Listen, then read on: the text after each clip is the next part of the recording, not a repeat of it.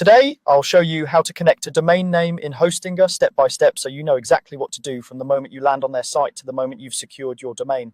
Even though this process is quite straightforward, I'll walk you through it slowly and clearly and share a few tips along the way so you avoid common mistakes. First, open your browser and go to the Hostinger website. Once you're on the home page, look for the domain section. This is usually labeled something like domains or domain search in the main menu at the top of the page.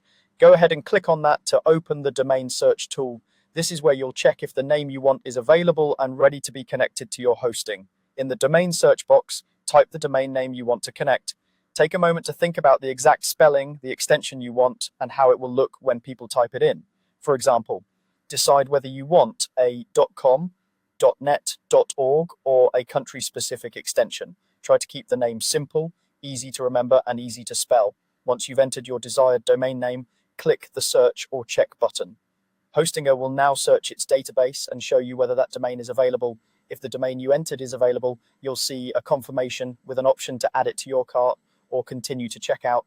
If it's not available, don't worry. You'll usually see a list of similar alternatives and different extensions you can choose from. At this point, you can adjust your chosen name slightly, maybe adding a word or trying a different extension, and search again until you find a domain that works for you.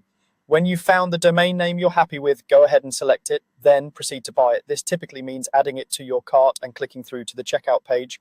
On the checkout screen, you'll see the price, the billing period, and sometimes optional add-ons like privacy protection or email services. Review these carefully and only choose what you actually need. Domain privacy is often a good idea because it helps keep your personal registration details from being publicly visible. Next, log into your existing Hostinger account or create a new one if you don't have one yet. Then follow the prompts to complete your purchase. You'll need to provide basic billing details and payment information and then confirm your order. Once the payment goes through, Hostinger will register the domain in your name.